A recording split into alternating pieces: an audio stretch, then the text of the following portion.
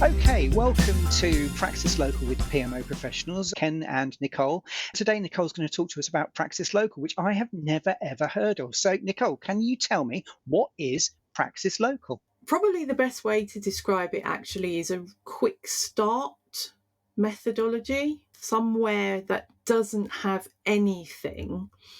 Instead of spending the best part of 3 to 6 months canvassing opinion, preparing materials, you can accelerate getting somewhere that people can buy into. So, it's an accelerator for brownfield PMO setup. Yeah. Okay, let's take a look. Right, so this is the Praxis website, praxisframework.org. What you need to do is type in Praxis Local.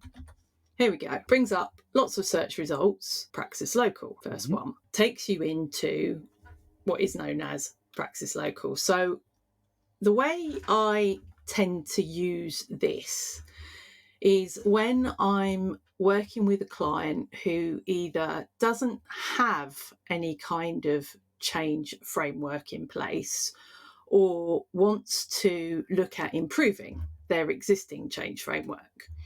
Because what this is a really simple to access, easily digestible way of making sure that they have all the elements, all the good practice elements they need within that change framework. Right, I'm with you so far. Okay, you can either consume it online via the website, which is all these different headings down the side that you can use to deep dive into more detail about each of them. So if I pick, for example, delivery process, that gives me further links to the elements of the delivery process, including some example documents. But again, I find it most useful to actually download the PowerPoint version. So if I click on the PowerPoint version, it'll actually give me a download. Once you've downloaded the PowerPoint and opened it up on your computer,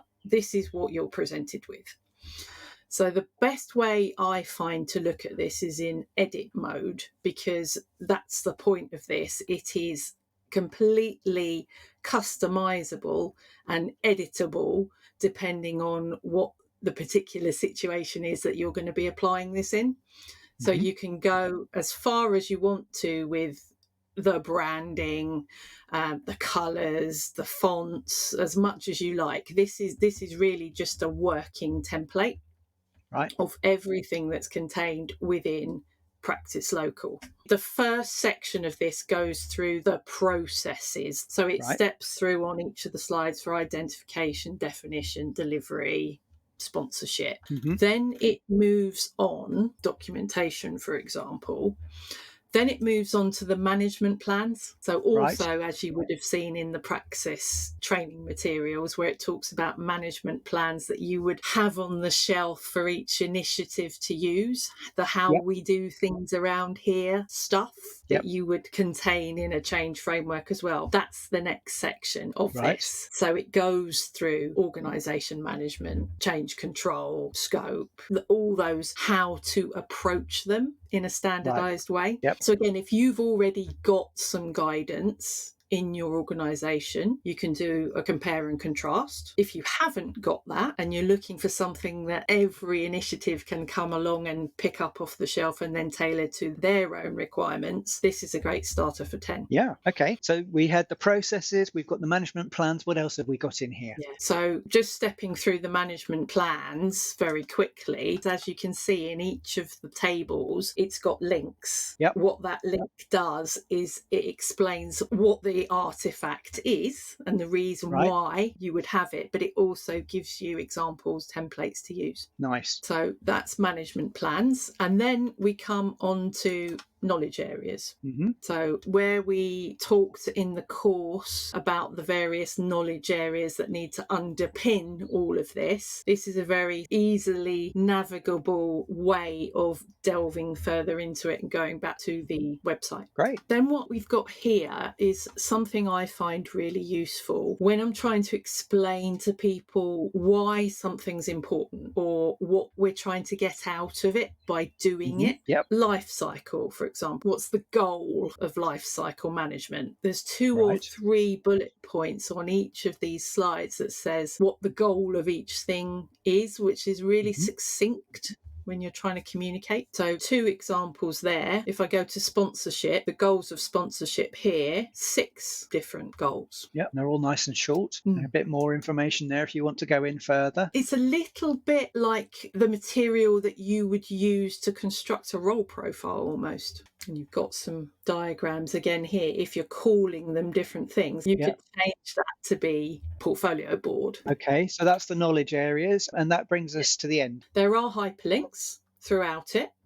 What those hyperlinks do is take you back to the Praxis Framework website. So if you want to do a deeper dive into a particular topic, it will take you straight through with the hyperlinks. Probably helpful to have 2 screens if you want to do that. Otherwise, you'll be flipping about between having this on your screen and having the website on your screen, and you'll probably lose your place. Right. So as an overview, what you can see here is 33 slides.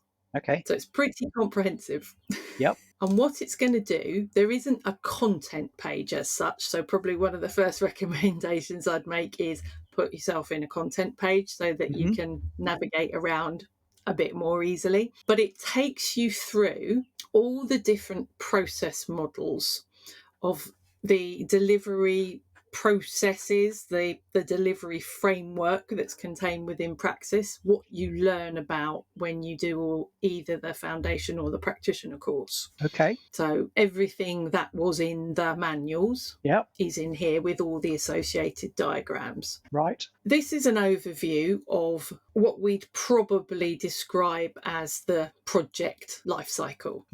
And as you can see, there's a handy little hyperlink here that would take you back to the Praxis website to explain exactly what the definition of a project lifecycle is. Okay. The beauty of this is that regardless of what delivery methodology you're using, whether it's agile, whether it's waterfall, traditional serial, to use the Praxis terminology, this process model would apply. Right. So you can see as we sort of walked through it, you have to have a mandate to go into the identification process. Out of that, you get some form of brief. Whatever your company actually calls it, it's a brief that then gets some decisions made about it. And if there's a decision to proceed with it as a change initiative, it goes into these phases of defining what it is, delivering it, the benefits realization, closing it down in a controlled way, which includes the lessons learned aspects of it, and an overarching sponsorship process. Okay, and is this provided as a standard PowerPoint file with the intention that it would be tailored to suit the organization? So you mentioned, for example, whatever your organization calls it, it's a brief. So would it be possible and indeed encouraged to replace the names of these documents with any special names they might have in your organization? Absolutely. You might call it a PID. Yep. There we go. Okie doke. We've made it bespoke. It's as easy as that. If your processes are known as something different, you can change them. If you want to use your company colours, you can. So let's make it purple with a white text. Very nice. I like it's purple. As simple as that in terms of customization. Okay, so how is this provided to users? On the front page there, I noticed what I think was a Creative Commons license. It is. It's in line with the rest of Praxis, all under Creative Creative Commons. Okay, so you can do what you like with it within the terms of that license. Of that Okay. license, yeah, absolutely. And that is the intention of publishing it in this way, either Yeah. as a PowerPoint document or as the other download option was PDF. Right. But obviously, the PowerPoint is a lot more flexible Yes. in terms of customization for your particular scenario. Yes, and that's a pretty universal format as well, isn't it, for editable Yes, documents? Okay, it so is. you can effectively go through all the different processes and documents and what have you within Praxis, and you can make little tweaks to them to make the whole thing fit with your local organization Yes. and still be Praxis, albeit with slightly different terminology. Yes, exactly that. It's like most of the frameworks and methodologies that we come across in our profession emphasize the need to tailor for the specific contexts that you're working in. And this is a real world example of what they Yep. mean by tailoring, because you wouldn't just take this into your company and say, there you go, I've done it, because straight away it would be, well, we don't do a brief, we do a PID, for example. Yep. So When it serves the same purpose, it's just got a different name. exactly.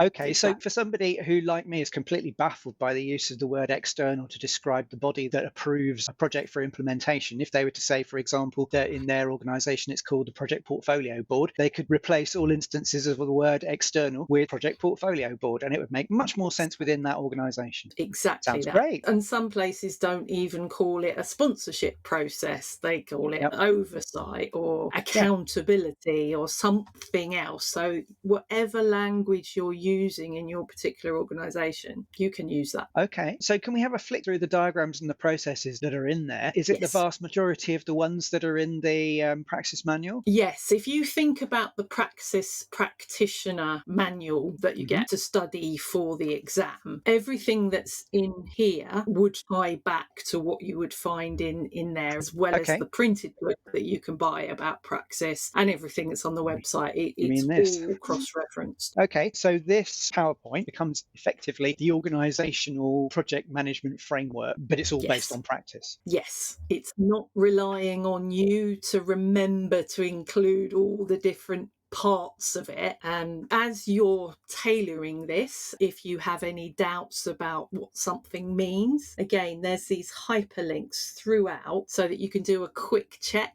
back to the website. So that would save you or me or indeed anybody who's attempting to drop in a change initiative management framework to an organization where there isn't one currently.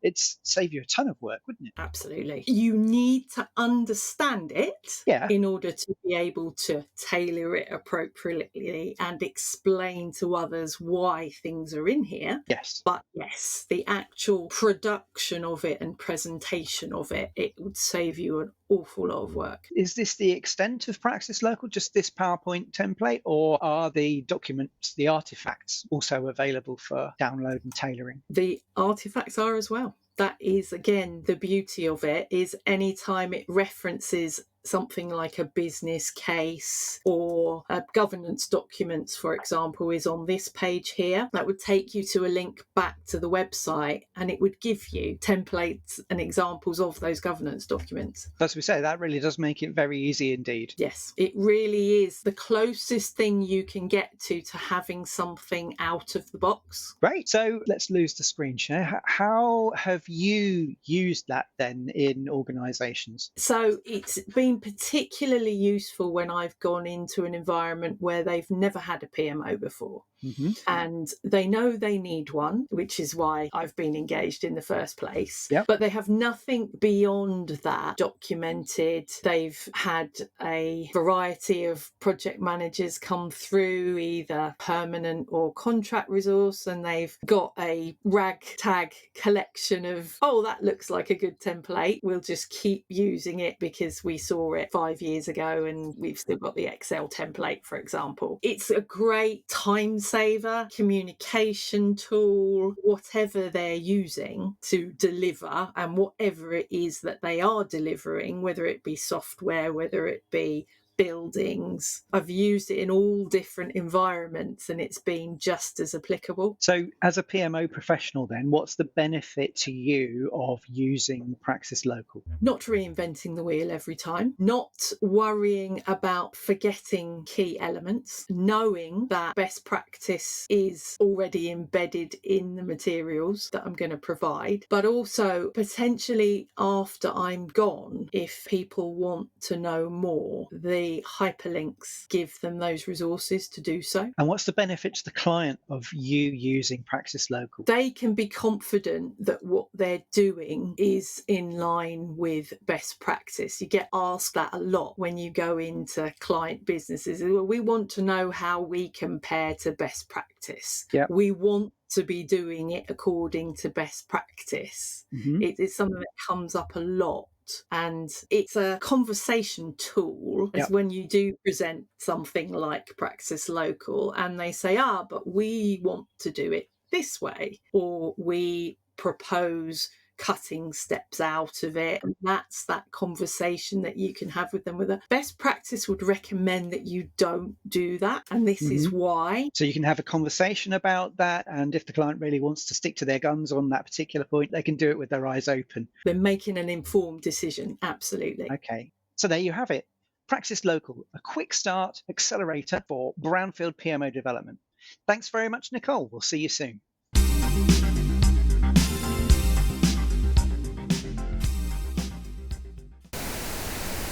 I didn't realise I was going to be on camera, otherwise I'd have done my hair. It's all right, I haven't. And I've got my professional's mug and everything. Well, it can be however we want it to be honest. It's fluid. There we go. Don't go all loosey-goosey on me now.